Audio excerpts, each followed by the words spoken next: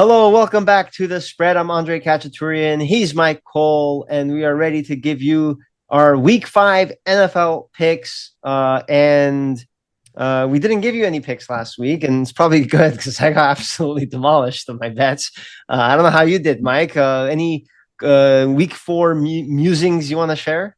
No, I didn't. I didn't have any bets. I don't think I did very well in my pick'em pool where I've got to pick 5 games. I think I went at best 2 and 3. I've been afraid to check it. So I actually had I laid the points like a moron on the road with the Packers against your Cowboys, and that didn't turn out so well. That That was one an I actually excruciating. maybe it was biased, but I did Cowboys +7. I'm like, they're at home. I think this Micah thing is a little blown out of proportion. But Yeah, one thing I did hit as well was the Giants, and there you go. the old school West Coast team playing in the East Coast, Yeah. the East Coast team getting points at home.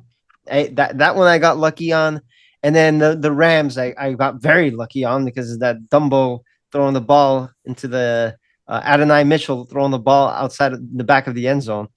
Uh, One thing we didn't get a chance to discuss was speaking of the Rams. The our week 3 show.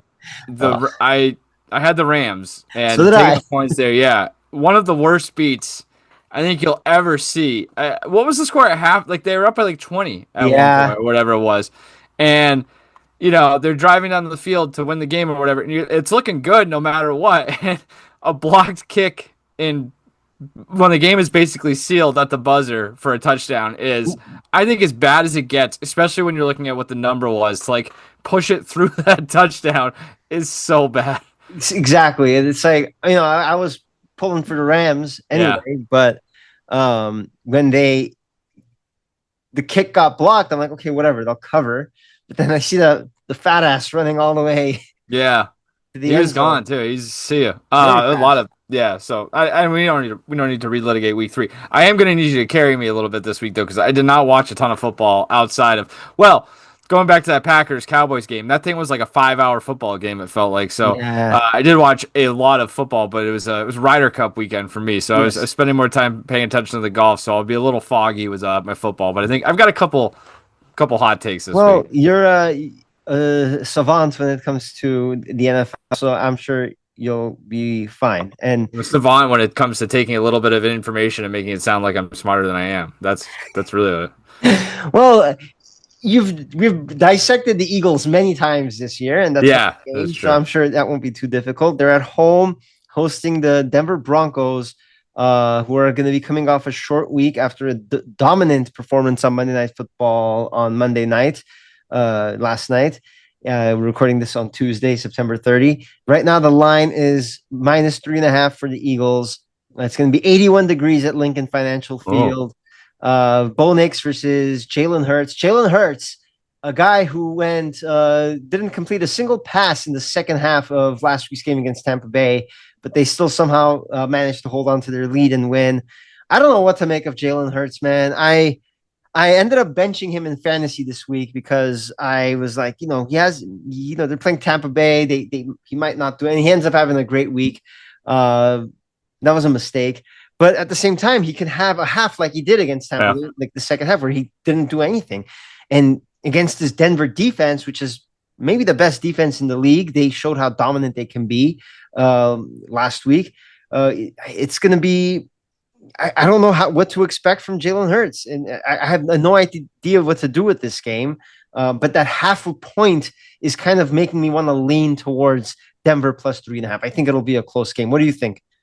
I think our guy Johnny Oddshark used to really. Oh, I think he used to really hammer that 3.5 thing. Is like basically it's there to get to walk you into that same exact thought yeah. process that you're going through when it's like they actually probably should be 4.5 5 point favorites, but they bring it down to 3.5 to try to kind of get you with that hook. I don't know if I believe that or not, but I also don't even know if he said that, so I apologize if he did. Hey, If he what's did he it, up to these days? Wow. we can take that offline. It's quite interesting actually, in that I have no clue. But this opened at Philly 5.5, And so it's down to 3.5. So I think people kind of jumped all over the Broncos after Monday night, despite the fact that it's a short week and they're traveling across the country to a pretty tough place to play for a game that's out of conference. You were kind of talking about Jalen Hurts, and I was about to say it's like the least impressive 4-0 team maybe you've ever seen. And there's actually some data that might back that up. What was it? FTN, Dave Schatz, the guy who does DVOA, the big DVOA guy. Yeah. Said Philadelphia is currently 17th in offensive DVOA and 14th in defensive DVOA. They're the 7th lowest 4-0 DVOA team since '78, and one of only 2 teams in NFL history to win their first 4 games despite being outgained in yardage in all 4 games.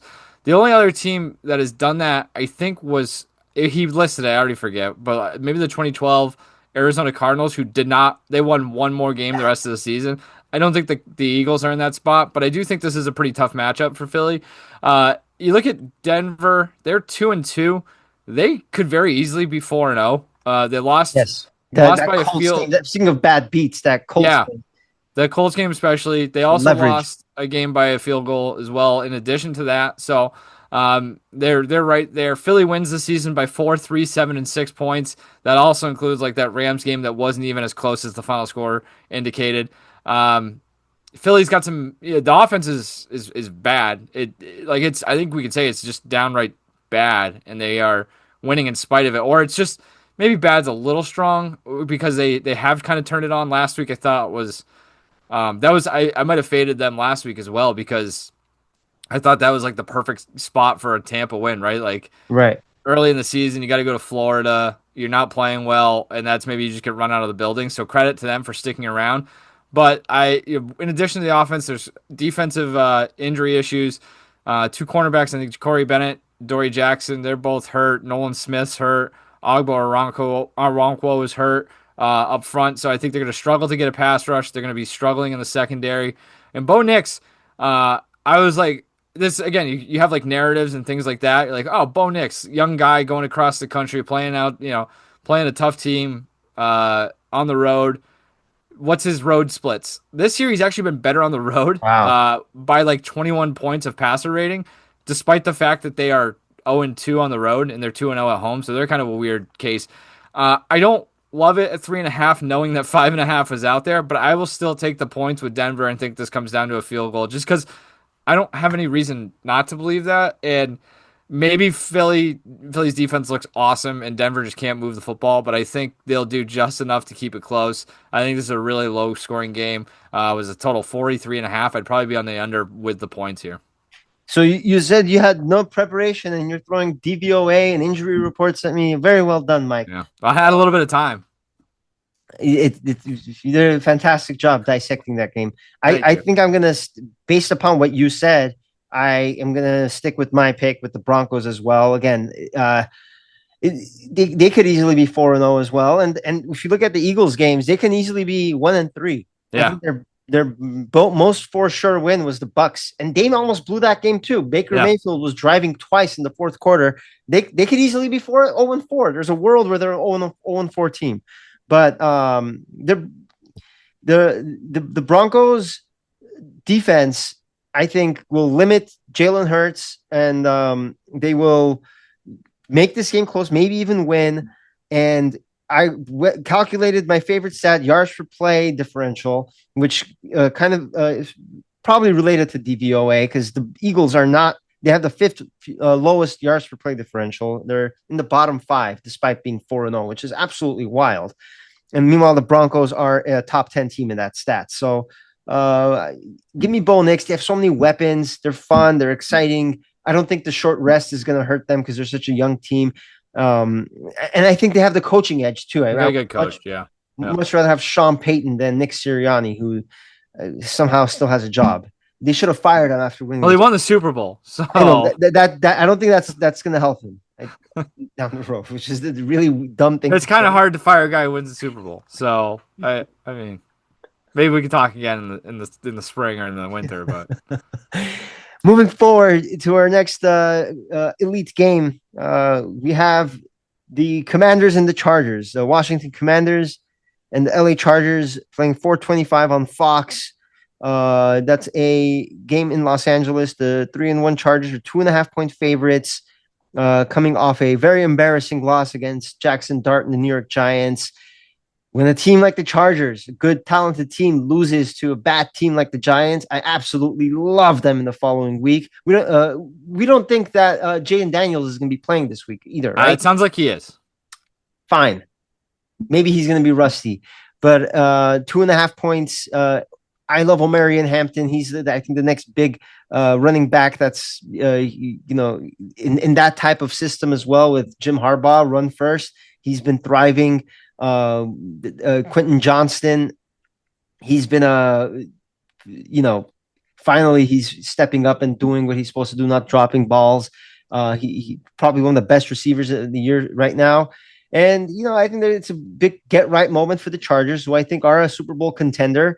I'll take LA minus 2.5. And for what it's worth, I don't really view the Washington Commanders as like I don't think they're going to have much of a presence at SoFi Stadium. If it was like the Chargers versus the Chiefs or even the Broncos, there's a lot of those types of fans, or the Steelers, Packers, they would fill it up SoFi with their fans. But I don't know if Washington's going to quite do that. It's interesting. Just as an aside, like, it's kind of surprising that Washington has fans, because I just imagine anybody from Washington is like, they came there for work, whether it was You're a politician. Yeah, or lobbyist or whatever. That's an interesting. I'll have to look into some of the DMV metrics at some point and really get back to you on that. Being a Los Angelino, knowing what when you're in LA, it's not just LA fans. LA didn't have a team for so many years. There's a lot of Packers fans, Steelers fans, 49ers, Raiders, Chargers, Patriots, Bills, Giants, Jets. You get a lot of those fans, not so much Commanders for some. Yeah, it's all. Yeah, I was gonna say East Coast people, but I guess DC technically is East Coast. But it's just DC again, just a weird spot, weird place in the country. That's for another day. I would like it a lot more if the Chargers took care of business and won last week, because then I think this number would probably be, maybe you're looking at the 3.5 that we were just talking about in the other game. Maybe a little bit higher if they had looked good. Yeah. They didn't, and I'm going to take Washington here. Wow. I don't love it because I'm still not totally sure about Washington. I do think there's a world in which like Jaden Daniels comes back, looks awesome, and it's like, oh, okay, like they are back on that kind of path that everybody kind of expected them to be on after going to the NFC Championship last year. But the bigger issue for me, for the Chargers, the offensive line's a disaster. They obviously had lost Rashawn Slater already. Joe Alt has a high ankle sprain, so he's out for at least a few weeks, if not more. Daniel Popper, a guy who's called I think he's been a Chargers beat writer, if he's not still.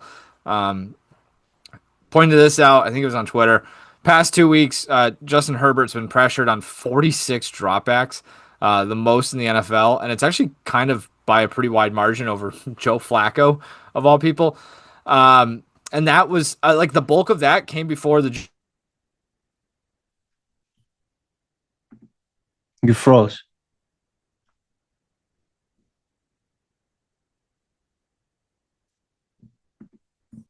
A ton of pressure, haven't yet, but they do a pretty good job up front. Their front seven is not bad. They are top half of the league in pass rush win rate, run stuff win rate as well. Yeah, I think they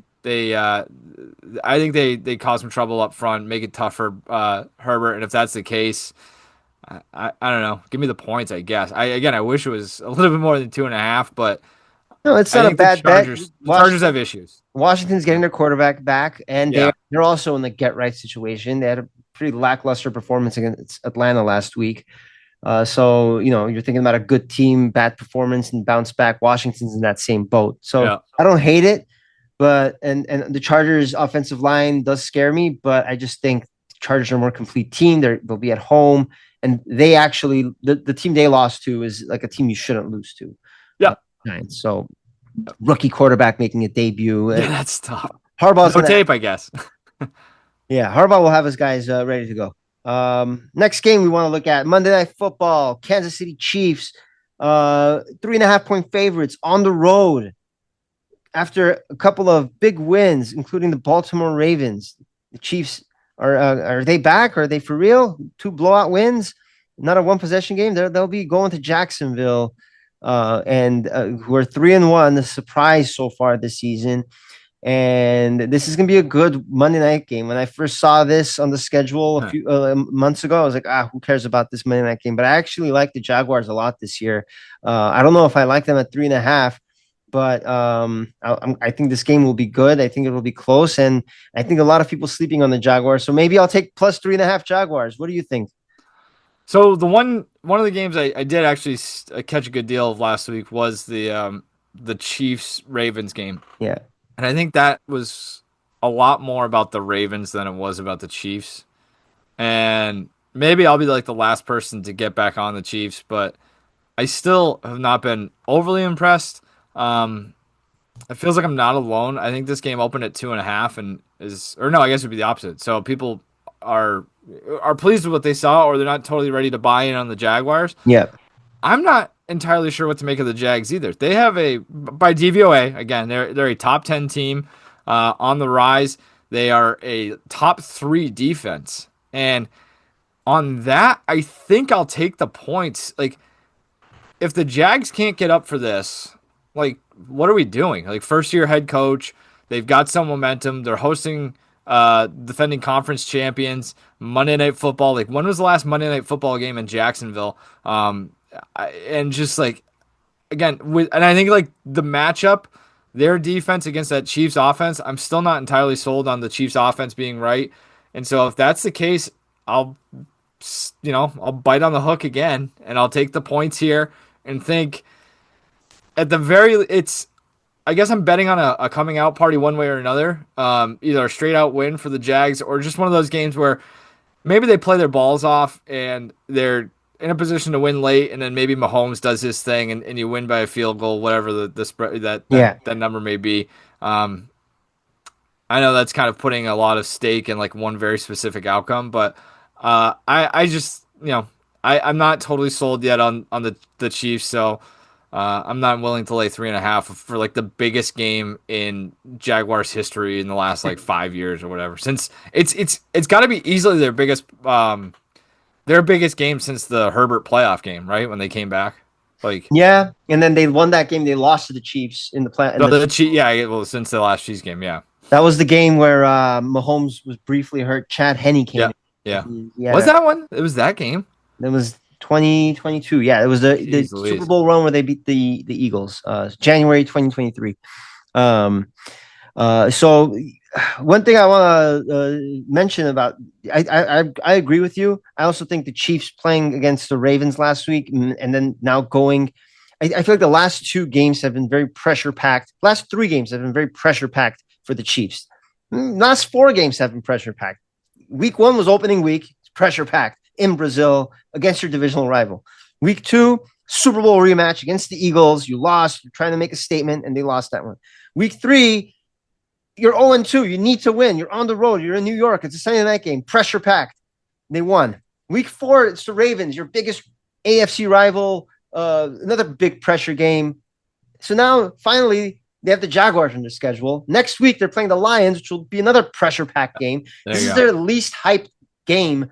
And I think even though it is a Monday night game, but compared to the other stakes and the other opponents and the fact that they're coming off back-to-back wins, one of which was against their biggest AFC rival, this is a huge letdown spot, I think, for the Chiefs. I think the Jaguars playing hot, they're going to be more this is a Jaguar Super Bowl. Like you mentioned, it's going to be much bigger for the Jaguars than for the Chiefs. And Jags have talent. This isn't the same Jags from last year or the year before.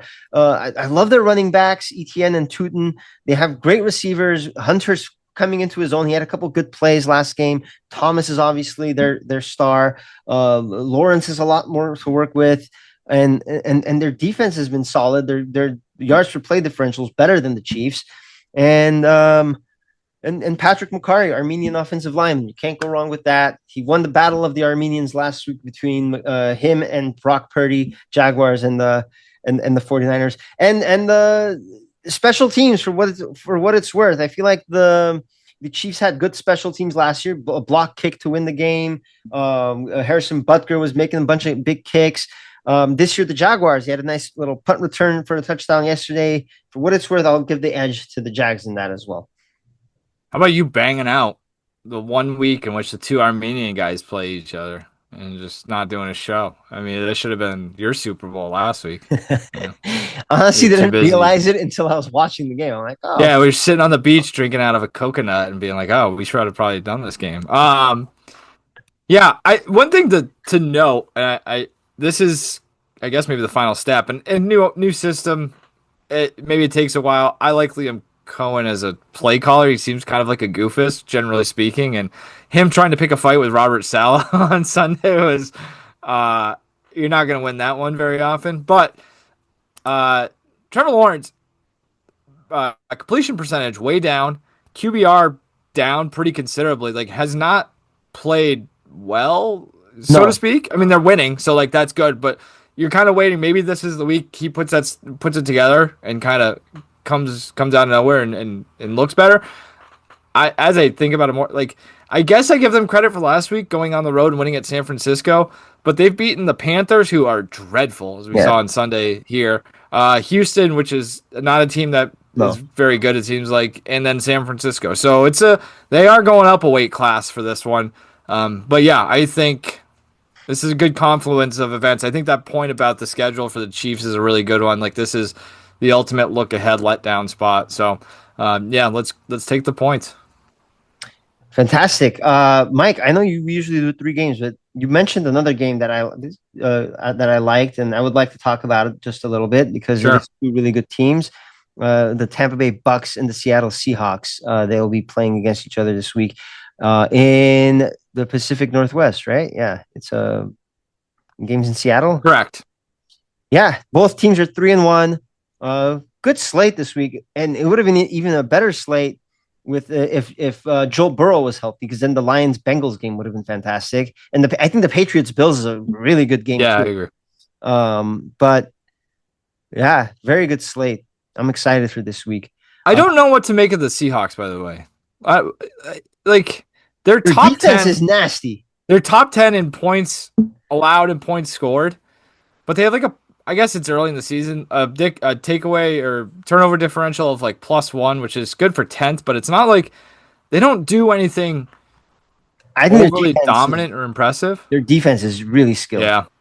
And they've drafted really well the last few years, and like, yes, you get good defensive guys in there with a good defensive head coach, and yeah, like that's gonna happen. Like, I've still Kenny don't know Walker's fantastic. Jackson Smith and Jigba's a stud. Their offense is great. Their defense is great. They're number 2 in yards per play differential behind the Rams. So according to that, they're one of the top 5 teams in the league. Top 2. Tampa Bay, I like them a lot. I just think their games are just so pressure packed every week, and it's not sustainable. Like, you can't be. Baker Mayfield makes a boneheaded play here and there. Like, he's just recklessly running around. Is that going to last? Like, so they're another one where you want to talk about schedule. They've beaten the Falcons, Texans, and Jets by a combined 6 points. Yeah, yes, exactly. They could easily be 0-4. All 3 of those games came down to the wire. So they are 3-1 with a 0-point differential because they lost by 6 last week. So I don't trust them at all. Like, I would not feel good about holding a bet. And we saw that last week, right? Like, they played a pretty good game for the most part. They were in that game, but can you close? I don't know. But I could see the Seahawks being up by like 10 until like the 4-minute mark, and then Baker throws a bomb to Abuka, makes it a 3-point game, and they cover. Yeah. What happened? Like, what happened in the second half of or is it? Maybe I'm misreading which second half? Yeah, no, I'm just like kind of looking at the Bucs-Eagles. Guys, again, I didn't watch much of that game. I misspoke about like flipping those two, but like, they scored 2 on like a 77. So this is, again, you want to talk about this week? They scored on like 2 70-yard touchdowns or 60-yard. Yeah, no, 72 and 77-yard touchdowns. Like, I don't think you're getting that this week on the road in Seattle. No, I don't think so either. But and I think with Seattle, they're at home, the 12s and everything, and they just run the ball really well, and well, the other point I want to make: the Bucs have injuries with Mike Evans. Yeah. So, you basically have a rookie as your number one target, and your number two target, Godwin, is kind of banged up. Seattle has been great special teams wise either as well. I talked about those Jaguar special teams. They scored a couple special teams touchdowns earlier this season. That might be something in this game. The Bucs just don't. I love the Bucs. I love watching Tampa Bay Bucs football. If every game was a Tampa Bay Bucs game, it'd be very exciting because they play an exciting brand of football. Mayfield is one of the most exciting players in the league. He'll throw a pick, he'll run 10 yards and get cracked in the head, he'll throw us 80-yard bomb, but it's just not a sustainable brand of winning football. They'll probably win that division. They'll probably win 10 games, win the division. I just don't think against a tough team like this on the road, especially the fact that the last 3 games have been so exhausting for them, gone to the wire. I think this might get ugly. Seahawks win by 3 scores and just run away with it. The special teams point is well received too, because the Bucs, I think they gave up a blocked punt for a touchdown last week. They had the 31st ranked special teams by DVOA through 4 weeks. So Seahawks also will be better rested as Seiya Suzuki hits a solo shot to left center against Nick Pivetta to tie the game in the. I thought you were saying Seiya Suzuki's playing for Seattle. I was like, I didn't realize there was a guy with the name Seiya Suzuki on the Seahawks. No, the Wrigley faithful is going nuts. Seahawks will be better rested. They played a Thursday night game. Good point. Whatever that's worth. All right. Anything else you want to add? No. All right. Thank you, Mike. We'll see you next week on The Spread. And have a great week watching the NFL this week.